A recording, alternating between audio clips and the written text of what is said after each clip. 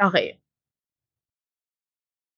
One of the major applications of the protective alarms is when we have here the fire alarm system. The fire alarm systems warns the occupants and the firefighting units of the presence of the fire, so immediate actions can be taken. Fire alarm devices included the smoke detectors, which can sense the smoke as an indicator of the fire, or the fire bells. Itong smoke detector, ang ginagawa niyan, nag-alarm yan kapag, actually, yung smoke detector na yan, usually common yan sa mga hotel. Bawal kasi magkaroon ng smoke dun. So, ayan, smoke detector. Nadetect na yung coming from the work, it's a smoke detector, nadetect na yung mga smoke. Then we have here the fireball. The firebell ball tuloy. The firebell naman, ito naman. Ito yung sobrang ingay. Okay. Alam mo yung, kapag nagkakaroon tayo ng, ano yung tawag dun? Earthquake drill? Something? Ang ingay niyan. Yun ata yun eh. Firebell. Next, automatic sprinklers. Ito. Actually, alam ko meron to sana eh. Saan room ba to? Fifth floor ba yun? Basta ito naman, kapag mataas na masyado yung temperature ng isang room, automatic na siyang nagbubukas. Sabi ko ba to? Oo, napanood ko na dati sa Shake, Rattle, and Roll. Yun. Automatic siya nagbukas. Ay, nag-activate siya dun sa isang room kapag masyado nang mataas yung temperature ng isang room. Nagre-release siya mismo ng water directly above the fire. Okay. Siyempre, meron support systems, the standpipes. Yung standpipes naman, ito naman yung steel or yung plastic pipes na pressurize yung water niya. Connected siya sa fire hoses at saka sa fire hydrants. Okay. Eto. Connect yan dito. Connect yan dito, girl. Yan.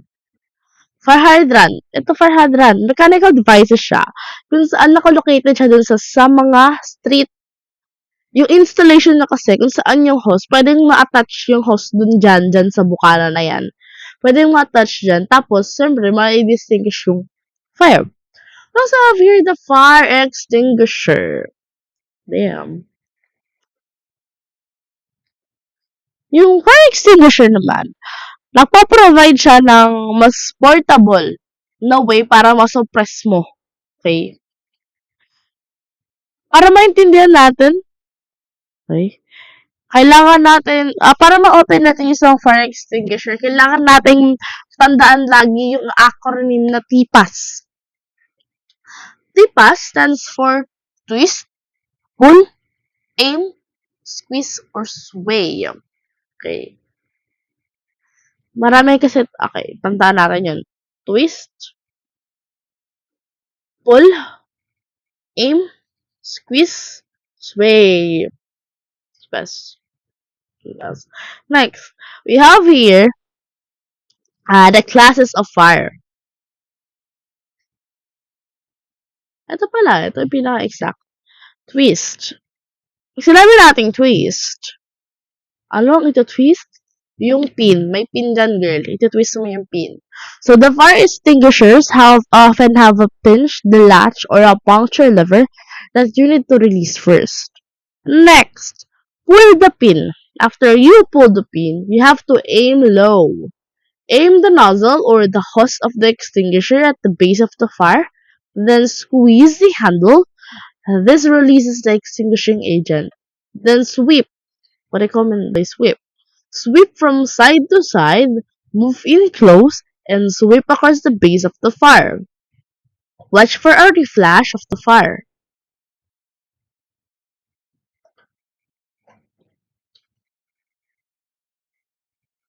Then we have here the Class A.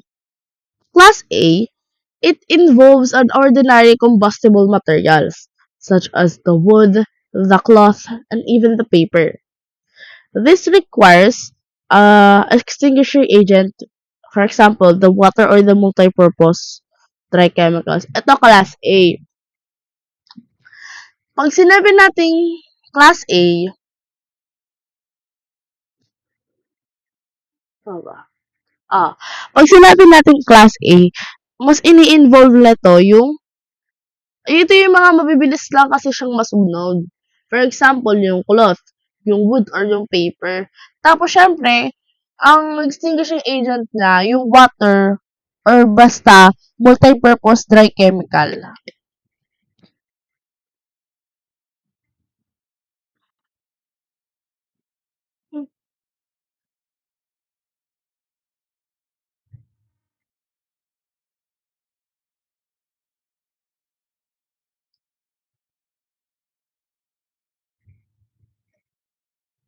We also have here the class B.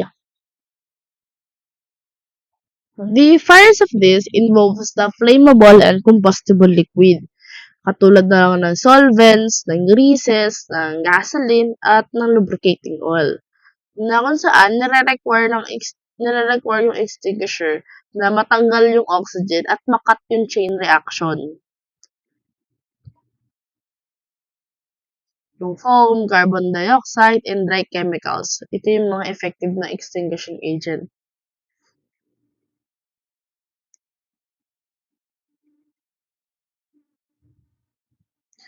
So, yan. Pag sinabi nating class B, oil, mga langis. Yung langis, hindi pwedeng ang extinguishing agent ng langis ay water. Because when we're going to talk about science, the water will only float. If it will be, water ba yung nag-float? Oo. Pag kinumbine siya sa langis. Kasi, mali. The langis will only float kapag kinumbine siya sa water. Okay? So, hindi. Nag-separate sila. Hindi sila pwedeng ma-extinguish. So, carbon dioxide lang or dry chemicals yung effective para doon sa mga oil na fire.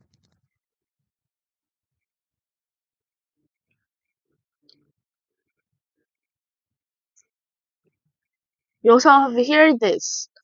The class C. The fires involve the energized electrical equipment. Okay? Ito naman, yung mga fire na electrical naman. So, kapag electrical hindi mo siya pwedeng patayin ng water kasi mas makikislap siya. Because not everything requires a extinguishing agent with water. So, ang extinguishing agent na is carbon dioxide or multi-purpose dry chemical. Patapat katulad siya ng class B.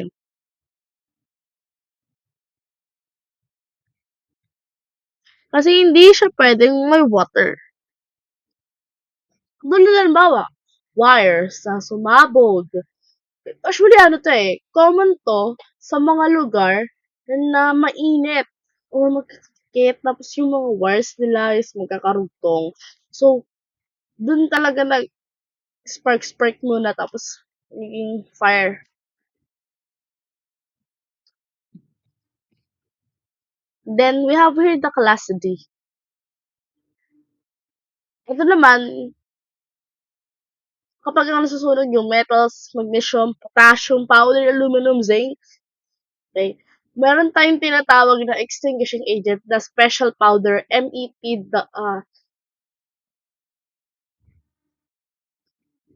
-L-8. Ito yung extinguishing agent para sa mga fires na kung nagko-compose ng graphite, ng copper, ng sodium chloride. Ayun yan.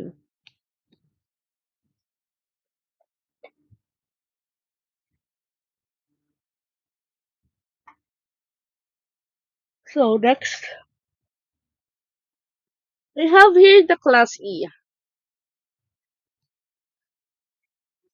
The class E fires this involves the flammable gases. For example, the LPG, the methane, right? The water or the multi-purpose dry chemicals na use din siya. Flammable. Example, LPG, methane. Yan.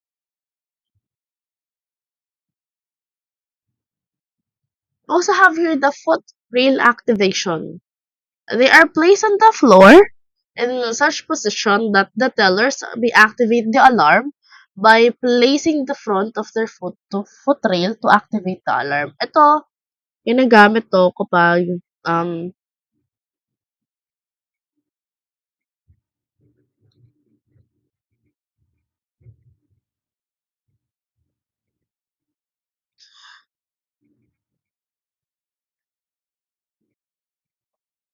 hi.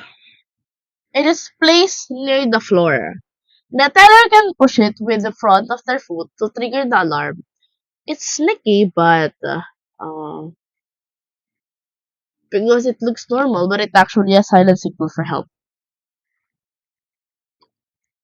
Next, we have here the knee or thigh and the buttons. These are hidden inside the teller station. By pressing with their knee or thigh, the teller can activate the alarm without using their hands. This way, they don't look suspicious while doing it. Then foot button. Foot button is similar to the foot rail, but it's a button instead of a bar. It lets the teller keep both hands visible to the rubber, so they don't get suspicious, while still secretly calling for help. Then we have here the double squeeze button.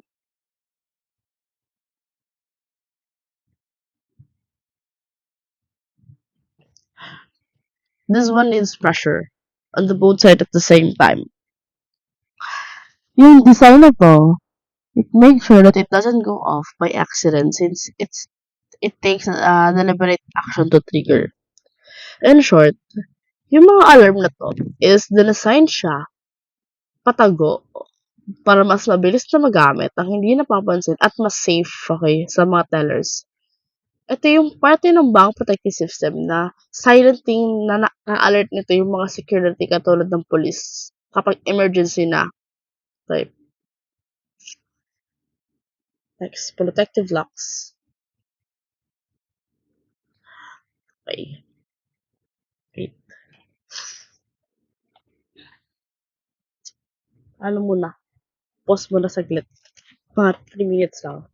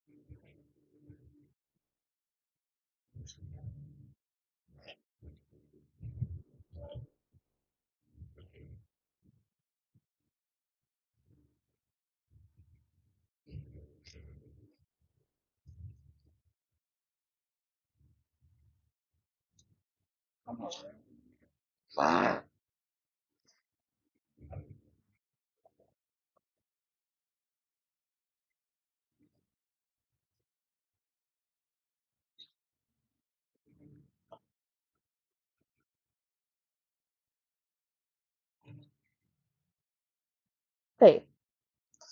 In the protective locks,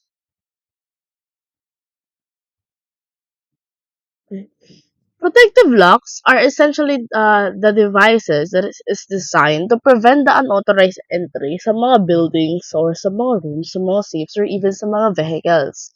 They can be mechanical, electrical, hydraulic, or even the electronic in nature.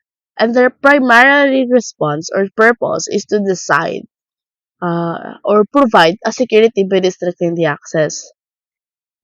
Lock. One of the simplest examples of a lock is a padlock, which is portable and detachable. It's often used in the gates, the lockers, or even the chains. Despite its simplicity, it remains one of the most widely recognized forms of the protective locks. Among the general groups of locks, we have here the warded lock. The warded lock is one of the oldest types. This works using the internal obstructions of wards that prevents the lock from opening unless the correct key is inserted.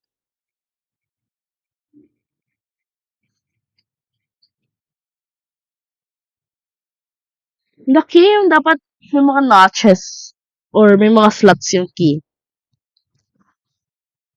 na nagmamatch dun sa wards, allowing it to rotate freely. Another common type. Okay. Ito, tignan natin dito yung warded locks. When we see here the warded locks, it is defined here, as you can see. A type of lock that uses a set of obstructions or wards. Ibig sabihin, masyadong complicated yung lock na to. Pero para siyang katulad ng padlock. Pero mas complicated siya sa padlock. Kasi nga, maraming notches yung lock. It is to prevent the lock from opening unless the correct key is inserted. The correct key has notches or slots corresponding to the obstructions in the lock, which allows the to rotate freely inside the lock. Then we have here the pin tumbler lock. To. Ito kung makita nyo to. Marami siyang, di ba yung composition niya? Okay. It is widely used in house doors. This lock relies on a pin of varying length that block the mechanism unless the correctly lift them into alignment. The pin tumbler lock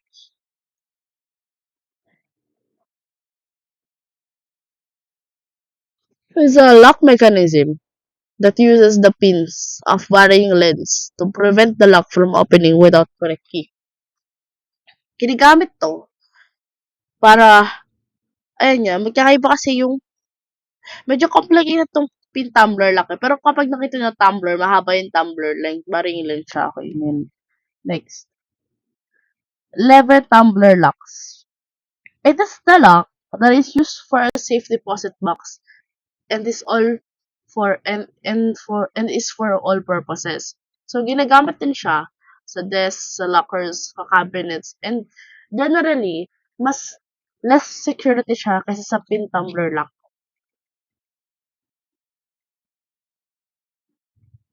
Yan. Lever tumbler lock.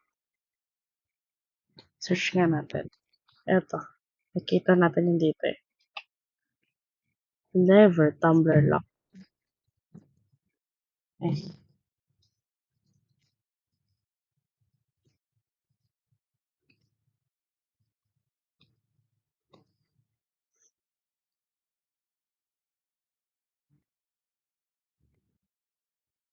Ito.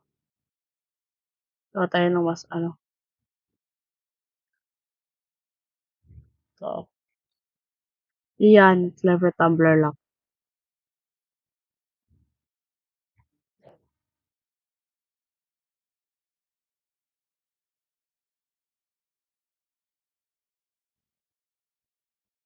Wait. Ano yung isa? Ito yung isa. Pin tumbler lock. Search natin.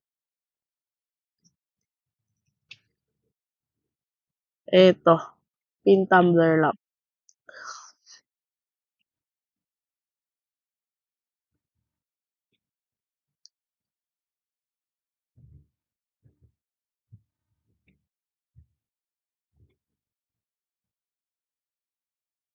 Cylinder.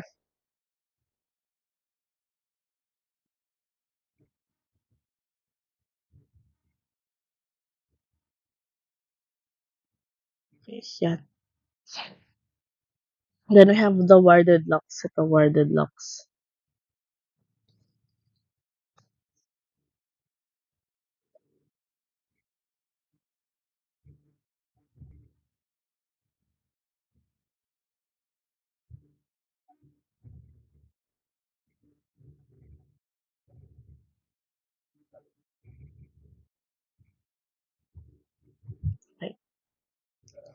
Next,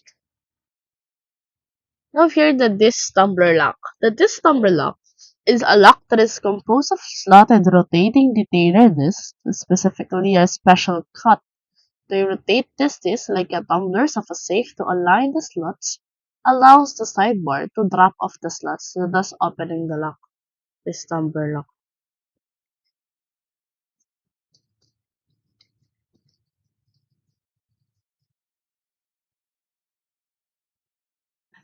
Oh,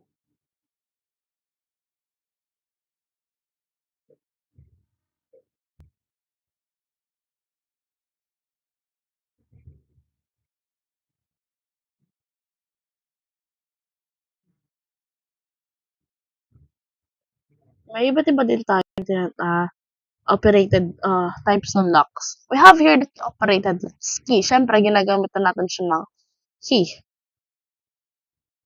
Oh.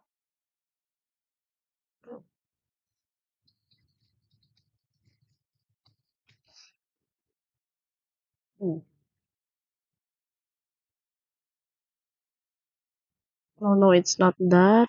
Oh.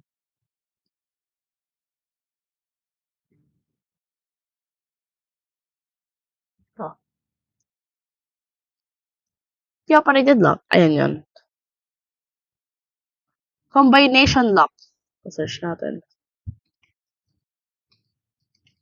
Alam ko, numbers to eh. Kasi ito yung ginamit, combination lock yung ginagamit ko dati sa locker ko.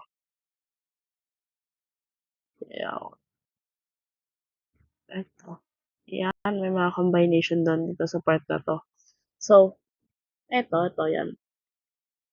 This requires a manipulation of the parts, according to the predetermined combination codes of numbers. Most of this lock has 3 dials, but some locks have 4 dials for greater security. Ang akin ata ng 3 dials lang. 3 dials lang. Then, card-operated lock.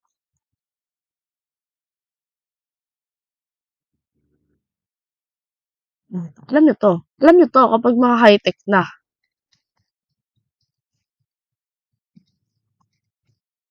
Ito, high-tech na tong mga to eh. Ayan no. Alam niyo yung sa LRT, di ba? Di kayo makakapasok doon pag wala yung card. Card-operated lock. Okay?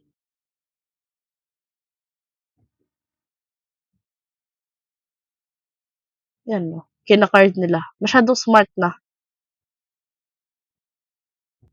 Hmm. Yung gadget, smart gadget na siya. Ayan no. Automatic. Basta, sa mga hotels, common to. Okay? And they also have, no, so card-operated locks or coded locks. It is a type of lock that can be opened by inserting a coded card in a slot in the lock, or by pushing the correct button on the surface of the lock. Electronic lock is a type of lock that can be closed and opened remotely by electronic means. Eto.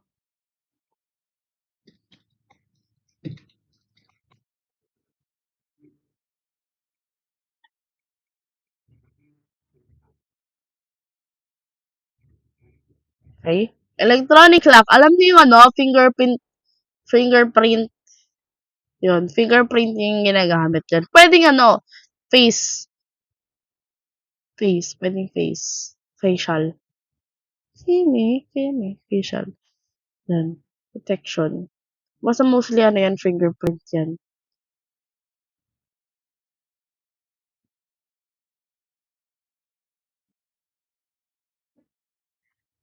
Next, we have here key control. Okay. Key control. It is defined as the management of keys in a plant or business organization para ma-prevent niya yung unauthorized individual access sa key.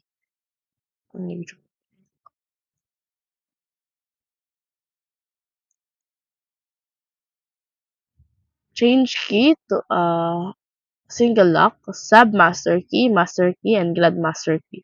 Para mas ma-identify natin. Okay. Let us Ano?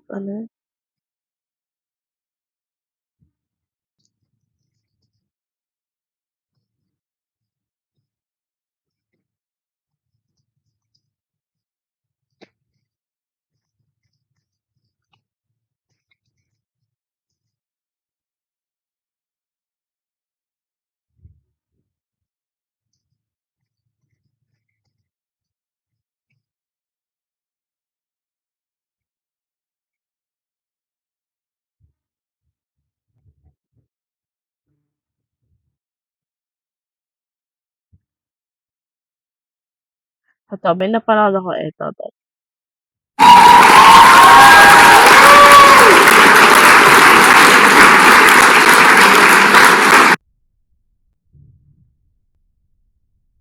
We have here the different types of keys. Types of keys tayo. First type of keys are change key. When we say change key, it is an specific key. When we say specific key, it operates unlock has a particular combination. It will just operate, it will unlock, it will lock, it will just operate in a single type of or a single particular lock po yung change. Then, when we say sub-master key, it will open all locks within, all locks. Pero hindi po ibig sabihin yun lahat talaga. All locks within a particular area or grouping in a given facilities. Right? Example, university, the dormitory area. So, ang isang susi po, kaya niyang i-open lahat ng lock na nasa dormitory. Well, on the other hand, we have master key. Master key is a special key capable of opening series of lock. Special po siya kasi kaya niyang i-open yung dalawang area, two particular area. While grandmaster key is a type of key, din po siya, that will open everything in the system. It involves two or more master keys po. So example po, may illustration tayo dito. Okay. So we have here, dito po, ito po yung mga tinatawag natin nga special or shall we say change key kasi individual po sila. You have 1K here, 1K here. So may isang susi dyan, isang susi dito, isang susi dito, susi po dito, dito rin, dito rin. Tig-iisa po yan. We need an individual key to operate. But if we have sub-master key, it can open group key. It can open group B. Yes, isa po yan. Yeah, that's a sub-master key. If tinatawag natin, sa dormitory po, may mga room po tayo dyan. Room ni Juan, room ni Pedro, room ni Antonio, room ni kahit sino po dyan. If kapangalan natin, room po nila. They have specific key. Isang key po sila.